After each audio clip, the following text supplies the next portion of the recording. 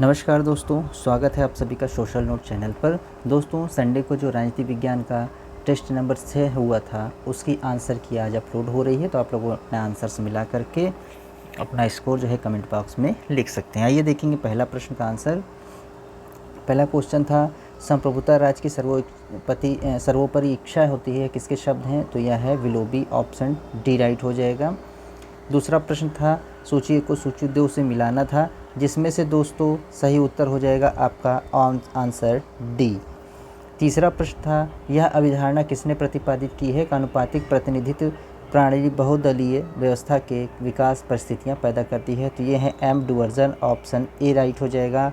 चौथा प्रश्न था, 1931 का गांधी इरविन समझौता किसकी मध्यस्थता का परिणाम था? तो दोस्तों तेज बहादुर सप्रू, यानी कि उत्तर ए राइट हो जाएगा। समानता के मुख्य लक्षण हैं दोस्तों, तो यहाँ पर 2, 3 और 4 सही होंगे, तो ऑप्शन यहाँ पर बी राइट हो जाएगा। छठा प्रश्न था, समाजवादियों के अनुसार राज्य के निम्नलिखित में से कौन से कार्य हैं? तो दोस्तों इसमें से आपका पहला, दूसरा और चौथा यह कार्य होता है, तीसरा कार्य जो है समाजवादी के अनुसार नहीं होता है राज्य का कार्य। यहाँ इस प्रकार से ऑप्शन यहाँ पर डी राइट हो जाएगा। सातवां क्वेश्चन था, स्वतंत्रता तथा समानता का सर्वश्रेष्ठ सामंजस्य प्राप्त करना संभव है? तो दोस्तों यह लोकतांत्रिक समाजवाद के अंतर्गत आता है, ऑप्शन सी राइट हो जाएगा। आठवां प्रश्न था, कार्ल मार्क्स निम्नलिखित में से किस कृति में उसके श्रम के प्रति उदासीन विचार मिलते हैं? तो ऑप्शन डी राइट हो जाएगा, economic and philosophy manuscripts of 1844, option D right हो जाएगा। ठीक है। नवा प्रश्न था, कथन और कारण, तो इसका सही उत्तर है ऑप्शन ए राइट हो जाएगा। 10वां प्रश्न था, यह किसका मत है कि अभिजन को बहुलता से शासन समझौते का व्यवसाय बन जाता है? दोस्तों मोस्का हो जाएंगे, ऑप्शन सी राइट हो जाएगा। 11वां प्रश्न था, लंदन में इंडियन सोशियोलॉजिस्ट की स्थापना किसने की? तो यह थे Shyam ji Krishna ji Verma, option D right हो जाएगा। 12वां प्रश्न था, इल्बर्ट बिल विवाद किसके काल में हुआ? तो दोस्तों लॉर्ड रिपन के, यानी कि आंसर ए राइट हो जाएगा।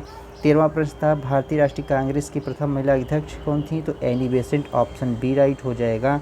14वां प्रश्न था, वितरणात्मक न्याय प्रतिपादक, तो दोस्तों अरस्तु, ऑप्शन बी राइट हो जाएगा। 15वां प्रश्न था, भारतीय संघ स्थापित करने का प्रस्ताव लाया गया? तो दोस्तों ऑप्शन ए, भारत सरकार अधिनियम 1935 के अंतर्गत, ऑप्शन ए राइट हो जाएगा। 16वां प्रश्न था, सभी राजनीतिक सिद्धांत राज्य को एक बुराई मानते हैं, परंतु इनमें एक अपवाद है, तो वह अपवाद है आदर्शवाद और प्रत्ययवाद, ऑप्शन सी राइट हो जाएगा।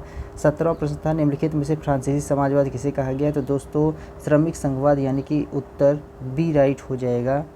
इनमें से 18वां प्रश्न है, इनमें से कौन संवैधानिक सरकार के विषय में चर्चा करता है? दोस्तों लॉक करते हैं, ऑप्शन यहाँ पर बी राइट हो जाएगा।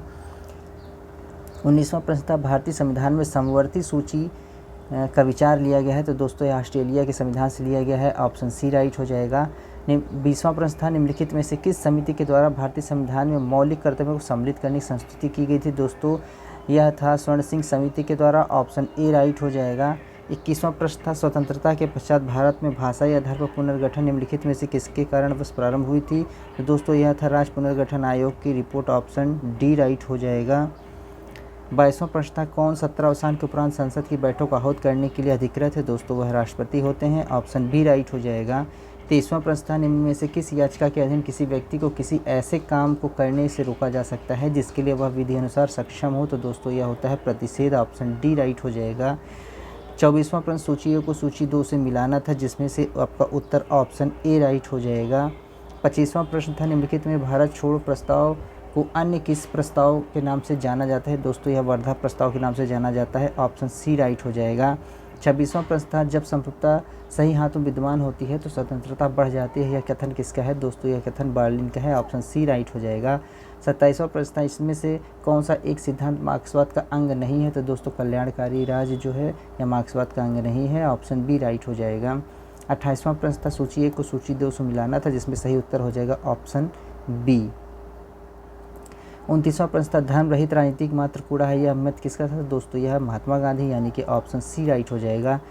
30वां प्रश्न था, भारत में निम्नलिखित में से कौन सा कार्यकर्ता आधारित दल है? तो दोस्तों यह कम्युनिस्ट पार्टी ऑफ इंडिया, यानी कि ऑप्शन ए राइट हो जाएगा।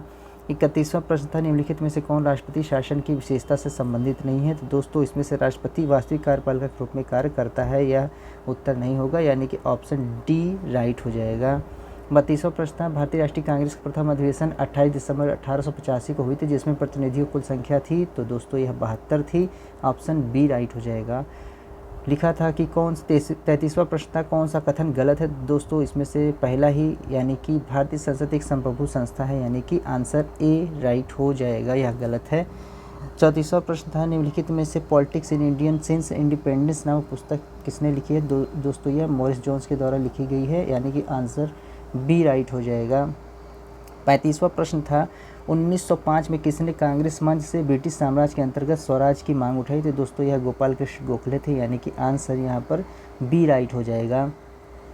भारतीय संविधान के 36वां प्रश्न है भारतीय संविधान के 51वें संशोधन का संबंध है, तो दोस्तों यह दल परिवर्तन के आधार पर अपात्रता से, यानी कि आंसर ए राइट हो जाएगा। 37वां प्रश्न था निम्न में से कौन सा लेखक राजनीति शास्त्र में ऐतिहासिक दृष्टिकोण के मुख्य विवेचक नहीं है, तो दोस्तों जॉर्ज कैटलिन, यानी कि आंसर ए राइट हो जाएगा, यह ऐतिहासिक दृष्टिकोण से नहीं जुड़े हैं। 38वां प्रश्न है राज्य और संसदीय सरकार को प्राधिकार प्राप्त होते हैं, दोस्तों कहाँ से, तो वह भारत के संविधान से, यानी कि उत्तर ए राइट हो जाएगा। 39वां प्रश्न था निम्नलिखित में से किसे महात्मा गांधी ने अपना राजनीतिक गुरु माना था, तो दोस्तों गोपाल कृष्ण गोखले को, यानी कि आंसर बी राइट हो जाएगा। नेहरू रिपोर्ट 40वां प्रश्न है नेहरू रिपोर्ट 1928 में संस्तुति नहीं की गई थी, तो दोस्तों इसमें संघीय व्यवस्था की संस्तुति नहीं की गई थी, यानी कि ऑप्शन सी राइट हो जाएगा। 41वां प्रश्न था निर्वाचन प्रणाली में एक दोष यह है कि इसके अंतर्गत यह संभव है कि निर्वाचित व्यक्ति को निर्वाचकों से आधे से अधिक मत प्राप्त न हो, इस विरोधाभास को दूर किया जा सकता है किससे, तो दोस्तों द्वितीय मतदान प्रणाली के द्वारा, यानी कि ऑप्शन यहाँ पर ए राइट हो जाएगा। 42वां प्रश्न था जहाँ शक्ति के विविध केंद्र होते हैं तथा जहाँ शक्ति व्यापार रीति से वितरित रहती है उसे एक बहुलवादी समाज कहा जाता है जो निरंकुशता को रोकता है। इस बहुलवादी दृष्टिकोण का प्रतिपादन किया था, दोस्तों ये थे R.H. Tony, option A right हो जाएगा। 43वां प्रश्न था निम्नलिखित युग में कौन सा सुमेलित नहीं है, दोस्तों वेवेल योजना, ऑप्शन डी राइट हो जाएगा, यह सुमेलित नहीं है। 44वां प्रश्न था निम्नलिखित में से किसने स्वतंत्रता को मनुष्य द्वारा अपने सहभागियों के उत्पीड़न के अभाव में के रूप में परिभाषित किया था, दोस्तों यह थे मिल्टन फ्रीडमैन, ऑप्शन यानी कि ए राइट हो जाएगा। 45वां प्रश्न था किसने कहा कि नागरिकों को कार्य करने का अधिकार है, तो दोस्तों यह हेराल्ड लास्की कहते हैं, कि ऑप्शन डी राइट हो जाएगा। 46वां प्रश्न था निम्नलिखित में से किसने भारत में दलविहीन प्रजातंत्र का सुझाव दिया, तो दोस्तों यह थे जयप्रकाश नारायण, यानी कि उत्तर सी राइट हो जाएगा। 47वां प्रश्न था संसद में स्थगन प्रस्ताव लक्ष्य होता है, तो क्या लक्ष्य होता है स्थगन प्रस्ताव का, कि भारत सरकार की किसी विशिष्ट नीति की आलोचना करना, यानी कि ऑप्शन बी राइट हो जाएगा। 48वां प्रश्न था लोकसभा सचिवालय प्रत्यक्ष पर्यवेक्षण में आते हैं, तो दोस्तों यह लोकसभा के अध्यक्ष के डायरेक्टली, ऑप्शन यहाँ पर डी राइट हो जाएगा। 49वां प्रश्न था कि राज्य के विकास संबंधी निम्नलिखित चरणों का सही कालक्रम चुनना था, दोस्तों यह सब आपको पता है, तो इसका उत्तर ऑप्शन सी राइट हो जाएगा।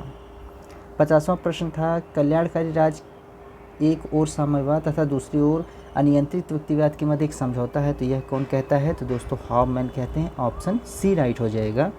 51वां प्रश्न था कि निम्नलिखित में से दल बदल कानून से संबंधित नहीं है, तो दोस्तों ऑप्शन यहाँ पर बी, यानी कि किसी मुद्दे पर सदन में मतदान के समय अनुपस्थित रहने पर सांसद अथवा विधायक को अयोग्य घोषित किया जाएगा, तो यह जो है दल बदल कानून से संबंधित नहीं है, यानी कि ऑप्शन बी राइट हो जाएगा।